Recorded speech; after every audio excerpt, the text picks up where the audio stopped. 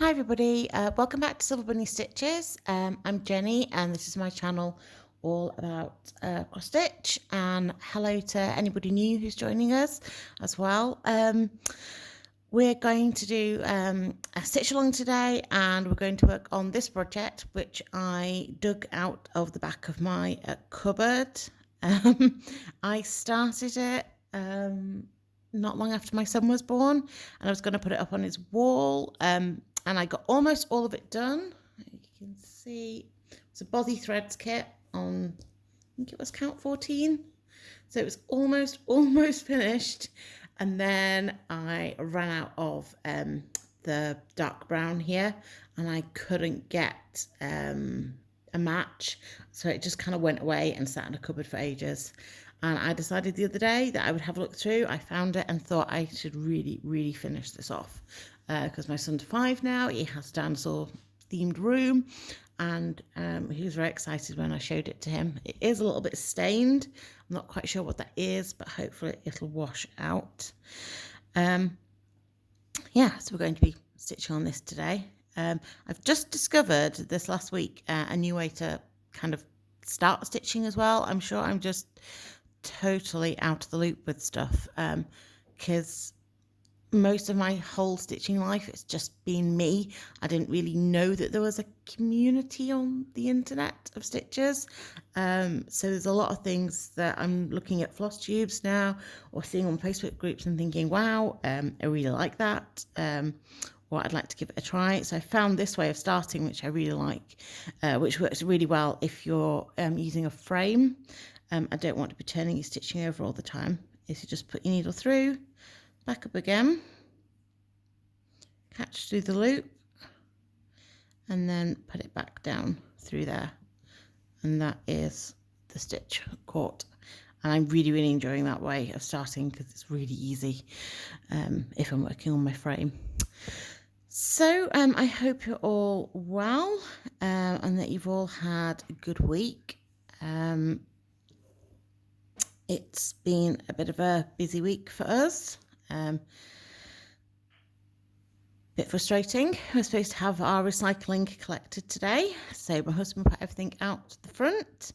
Bin lorry came down about 11:30. I wasn't really paying much attention. I was stitching and watching TV, and it turns out that they've collected the entirety of the road's recycling apart from ours. And I rang up the council and explained what had happened, and they will not come back for one missed house. So we now have a load of soggy cardboard sat out in the rain because it's throwing it down today, and we're going to have to bring that soggy wet cardboard back into the house, and everything else. And we go through quite a lot of recycling. I try and recycle as much as I possibly can, so we always end up with loads and loads of it. So I'm not quite sure what we're going to put 4 weeks worth of recycling. We already have 4 recycling boxes that are usually full, and then we end up with at least 2 big cardboard boxes full of cardboard and paper. So yeah, we're not quite sure what's going to happen with them. I might see whether my mum and dad can maybe take some for me, because they live about 30 minutes away from me, so they have a completely different timetable, and they're often very good at taking stuff for me. But yes, that was very frustrating, and just didn't need that today. It's a bit of a stressful day all round because my husband, it's his last day working in the job that he's currently doing. He's an accountant and he works for the government, and he has been working for the NHS, which of course the last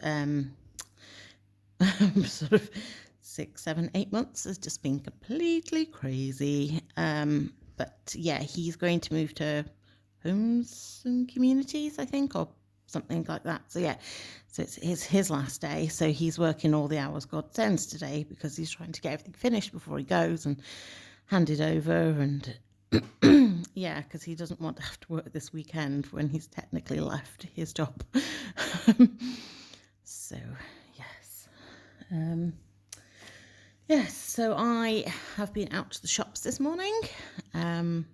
It's the first time I've gone to our big shopping centre in quite a long time and it was horrendously busy. I thought I would go at 9 o'clock in the morning. Thought, drop my son off to school, jump straight in the car, get straight to Primark, find him a Christmas jumper, because it's Christmas jumper day at school and he doesn't have a Christmas jumper. And that's coming up next week, I think, so he needs one of those. Got there, Primark was horrendously busy. They didn't have any jumpers in his size, apart from one that had a Tyrannosaurus Rex on it. I wasn't going to gamble on the fact that he would accept a Tyrannosaurus Rex, being a 5-year-old, because he said he wanted either one with Santa on it or one with a reindeer on it. So I didn't end up getting him his Christmas jumper. I did see some really cute like Pikachu, Pokemon Pikachu jumper pajamas I was going to get him, but they didn't have any in his size.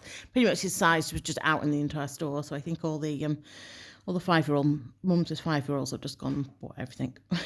But yeah, so a bit disappointed, but managed to get him some other pajamas. He likes Mickey Mouse. I got him some Mickey Mouse pajamas because I wanted some to go in his Christmas Eve box.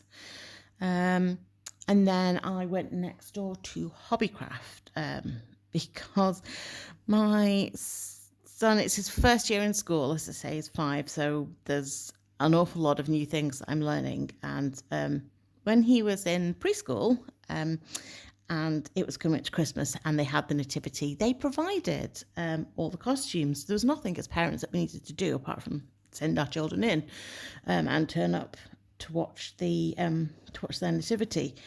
But it turns out in school that you have to provide your own, which I didn't realise. And previous years, my son has been a sheep, which has been a bit of a running joke because he doesn't really want he doesn't want a speaking part, and he's always excited about singing, and then it gets to the actual nativity and my son just stands at the back. He does everything he's asked to. He just refuses to sing. He just stands there with his little mouth closed and is like, nope, not doing anything. So I was expecting him to come home and be like, I'm a sheep again. But no, he decided this year he wanted to be an innkeeper. And I was like, oh, okay, fabulous. That's not particularly easy. I don't think, anyway, to come up with a costume for, because it's not like an angel or anything. There's less costumes around, and they're very easily kind of mixed up with the shepherds, really. And I was looking online to try and buy him a costume, but they're about £15, and that seems a lot to spend.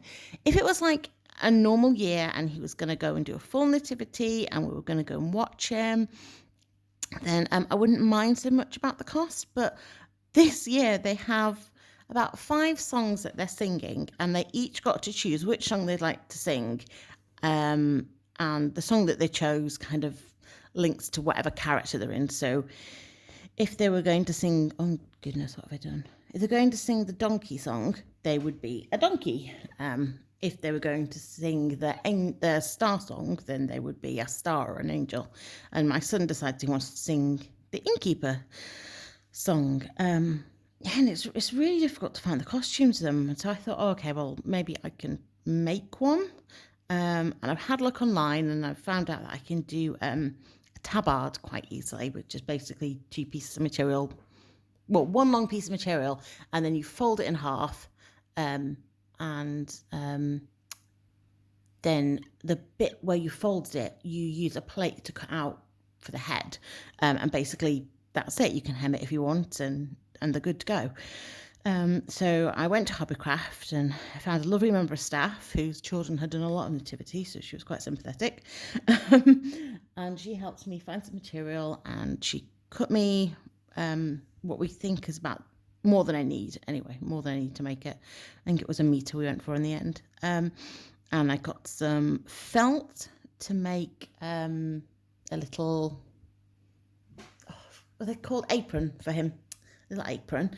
And then I've got some stuff that looks a bit like rope to sort of tie it around his waist. And I was like, oh, that's going to be him. But oh my goodness, it was so busy. I have never seen Hobbycraft that busy before in my life. Hobbycraft, if you're in America, I suspect Hobbycraft is similar to your Hobby Lobby. It's like the big generic place that sells everything. Yeah, but it was absolutely stuffed. I had to wait for ages to get served. Yeah, and I usually can just walk straight up to a checkout. And I was saying to the gentleman behind me in the queue, I was like, I'm sure this is because, they kept us crafters indoors for like a whole month, and now we have to go back out and restock up on everything. I think if I hadn't have had to buy the fabric, I don't think I would have probably gone out today, because I knew it would probably be busy, but not like, felt more like Christmas Eve busy. But I'm not that comfortable with fabric that I felt that I could buy it online. I don't do that much sewing stuff, although I am in the middle of taking up some curtains for somebody, which is going okay. Yeah, I thought I'd have more problems with them than I am, but they do seem to be quite simple. So we're all set for the nativity, I think. I just need my son to come home from school, because I daren't start cutting any fabric until I've measured it against him, because I know I'll be totally off, and it'll either be way too small or way too big for him. And I'm not going back out to Hobbycraft again. Oh, no. So we've just, I think I mentioned, we just come out of lockdown. They decided to put the whole country basically closed down, apart from essential shops like food and medicines. They decided to close everything down for a month. So we've had a month of being stuck in, or if we did go out, it was absolutely freezing, because there weren't any cafes or anything open that you could go in to warm up. And we just came out of that on I think Wednesday was the first day that we could go out properly back to places. But we're hoping this weekend that we can go and see Father Christmas.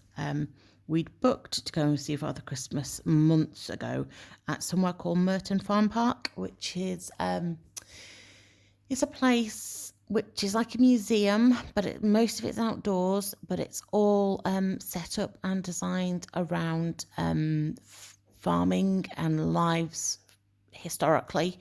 So they've got an Roman sort of settlement that they built. They have a little Viking village that they built. There's a Stone Age place. And I think there's some buildings which are from kind of medieval period as well.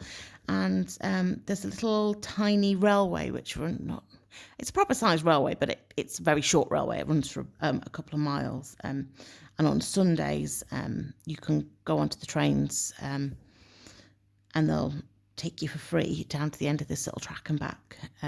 It's really good fun. There's a really good playground. There's animals. There's a little nature walk. It's really good. It's very cheap as well to go, and you get a membership for a year, which is even better. So you only have to pay your entry once. So we're taking him there. It's our first year going to this place to see Father Christmas. But one of my friends has been, she said it's really good.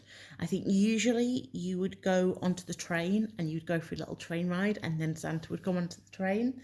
But they can't do that this year because of social distancing and COVID. So I'm not quite sure what's going to happen. I think there's some sort of trail that you've got to go on through the place to find Santa, I think. I just remember thinking that it would be suitable for me because I can't stand up for particularly long periods of time because I've got problems with my feet. That I was like, I need to be able to see Santa at a specific time. I've also got my parents going with me, so if I have to go and sit down or anything, I'm fine. I can take the scooter in technically, but I think I have to go around the Viking village a part of it. The Viking village is not scooter friendly at all. So yeah, we've got that all set up to go. So hopefully my son will really enjoy it. We haven't mentioned to him at all that we're going to go and see Santa Claus this year, because I just couldn't guarantee that we would actually be able to go and see him. And I thought he would be so disappointed if we didn't end up being able to go in the end with everything that's going on. So that should be a good day out. I didn't get to go and see Father Christmas last year. I was supposed to, but Daddy had to go in the end with his mum, my son's grandma, because I'd slipped a disc. So I was lying flat on my back at my mum and dad's house, and yeah, I was not going off to see Father Christmas. So, which really disappointed me, because I really, really wanted to go. Because that was to somewhere called Piglets, which is a farm park. But they do really, oh no, red's coming through, that's not good. Out. Yeah, it's called Piglets. And you go on like, they describe it as like an airline, but it's this big sleigh which is attached to the back of a tractor. I still have red poking through. So yeah, that's really cool. And they've got to like draw out the little passports for themselves, and they go through the woods and the massive tractor and all the mud, and they see Santa and they get to choose a present, and they have to get a key. And then there's all the farm animals that are kind of in little barns and things that they can go and look at. And there was Christmas trees where they could write wishes on, and mince pies and things for the grown-ups. It's really, really fabulous. But we decided not to do that this year, and to do something a little bit different, just to change it up for my son. Yeah, so we're going to go and do that.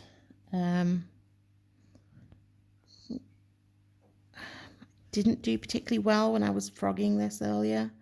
I think, I'm not quite sure whether I cut one of these lighter brown ones, but some of them are coming out slightly. So I'm hoping that if I just stitch over them, that you won't be able to see it and it'll settle down.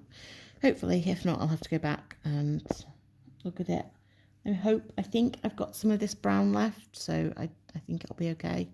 But yeah, I'm not happy with how this stitch here is looking. That's very, very raised. I don't know if you can see. Probably not. Nope. I have no idea what. There you go, that one. Nope, I'm going the wrong way. That one there. Not happy at all. Yeah, I think it might be in the end of a thread. And as I've obviously unpicked, it's got pulled loose. So we'll see. And this grey brown that I am is definitely nowhere near the colour that was on before. The colour that was on before was more of a brown, but it's good, it's done, it's going to be finished this week, and then it can go up in my son's room. I'm finished with it. I'm very good at starting projects. I'm good at working on projects. I'm not particularly brilliant finishing projects. And if I do finish projects, I am absolutely rubbish at getting them made up, put on the walls, displayed however I want them to be. That's a real challenge for me.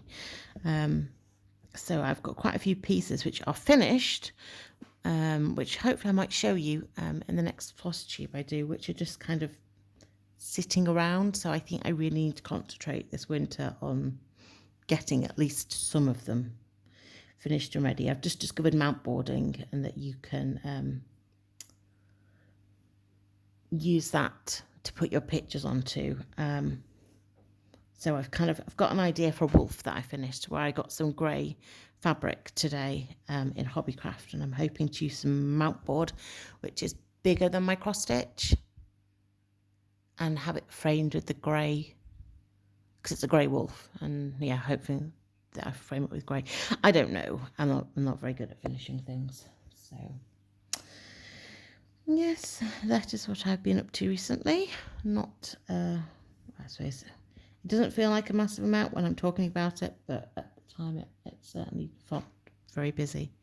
I have no idea where I am on my pattern either. Oh no, it's okay, I do. Yes, so I've been getting an advent calendar this year. It's my first time ever having a stitching advent calendar, and I'm really enjoying it. I got a Christmas needle minder, which was a little stocking, which the magnet on it's really strong, but the like stocking that they put on top, it's not particularly strong. It's really thick, and because it's really thick, the needles don't stick to it particularly well. And I had problems anyway with needles getting knocked off my projects, off my even my strong magnets like this one. So my new magnet, Mischief Managed Harry Potter one, had to get it. Came all the way from New Zealand as well. That's how much I liked it. Yeah, with a dog and a 5-year-old, and me not being a particularly tidy person, we get needles knocked off quite a lot anyway. So I've been using the stocking one more for kind of display purposes than as an actual needle minder. I don't know if I'll be keeping it. As I say, because it doesn't have a function, but it has shown me that I do definitely want a festive needle minder. I just need to find whichever one that I want to have. Yeah, so I got a needle minder, and then the company, I think it's KLT Charting, I think it's called. There was a free chart, so rather than them providing me with one, they said, you go on and you have a look on our website, and any of the PDFs you can choose, and we'll send it to you. So I've chosen one of St Michael's Mount, because that was the first family holiday we went on together with when we had my son. So I'd love to stitch that. We've actually got a picture similar to it at the top of our stairs. So I was like, well, that'd be really cool to put next to it, to have a cross stitch one and an actual photograph of it. And then I got some variegated hand-dyed thread. Never had variegated hand-dyed thread before, so gonna see what that's like. Hopefully it'll be good. It's kind of a grey colour, so I'm hoping that maybe there's like a Santa or something like that I can use it in. Probably won't get used this side of Christmas though. I got some DMC red today, which I'm just transferring on to DMC, so I don't know what the numbers correspond with, but it looks like Christmas red. If it was Anchor, I'd say it would be 46, which is the Christmas colour. So that'll definitely get used, because I usually do a lot of Christmas stitching. I just haven't done as much this year. And what else did I get?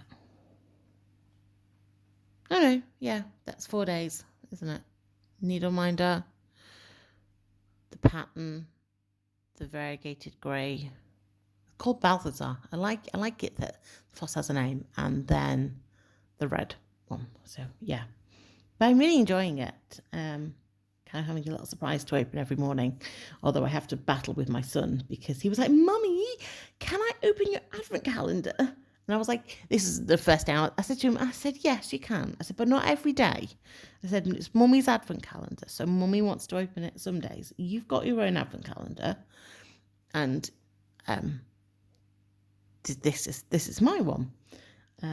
Every day now. But you did it the other day, Mummy. I was like, yes, I did it Tuesday. I did it the second day, and you've done it the first and the third. It's Mummy's turn again. He's not very good with taking turns, and yeah, so he's having to learn that. But he's really enjoying opening them, and it comes each day is coming with a little chocolate as well, which I love because I absolutely love chocolate, and for me that's kind of an integral part of advent calendars. But I didn't really want to justify having 2 advent calendars this year, because my son would be like, well, why have you got 2 advent calendars? Why have I only got 1 advent calendar? Yeah, but we bought the dog an advent calendar, so he's really been enjoying opening that for her in the morning. But he keeps chewing his nails, so he's absolutely got no fingernails, so we can't actually get the chocolate out for her. So he has to come to me to get it out. bless him. But yes. Well, I think I'm probably going to finish up there, only because my phone is screaming at me that it doesn't have any battery left. I'm not quite sure where all my battery's gone. I charged it up overnight. I was out at the shops this morning, so I wasn't using my phone. So yeah, I'm not quite sure where all the battery's gone, but I must have had something running in the background that I'm not aware of. And I'm almost at the end of my thread anyway, so that seems like a good place to finish it off. Well, I'm hoping that you're all well, that you've enjoyed the stitch along. I'm hoping as well that the pattern is slightly more visible this time. Last time I was aware that I kind of ended up off here or down here, and it would be very difficult to see. So I've got it in a hoop this time in the hopes that I will be able to hold it stiller. I'm planning on continuing to do floss tubes and kind of stitch with these. So maybe after Christmas, I'll be able to invest in something slightly kind of better to hold my phone. At the moment, my phone is clamped in my lap stand. I have absolutely no idea how other people kind of record their videos. But yeah, I'm not very technologically minded, and I really mean that. I haven't really used computers for quite a few years since I stopped working. So I am well out of the loop with everything. I have, if I need a new phone, I basically get the next grade up of the same phone, so I don't have to learn how to use a new phone. I am a real technophobe. So I'm hoping eventually that I'll be able to learn how to put photos in to floss tubes. I did have a little bit of a look the other week, and I just got very angry with my phone, and ended up putting it down. Very angry. But I hope you all stay safe, and I will see you next week when I will do a floss tube, and I will show you how I'm getting on. I've had 2 new starts, which is unusual for me. I don't generally tend to start a lot of new projects, but I couldn't resist it. It's a Durin Jones one, and the other one is a Mill Hill beads ornament for an exchange, but I'll explain all about that next week. But you all stay safe, okay? And hopefully this will be finished by next week, so you can see that as well. All right, take care. I'll speak to you soon. Bye.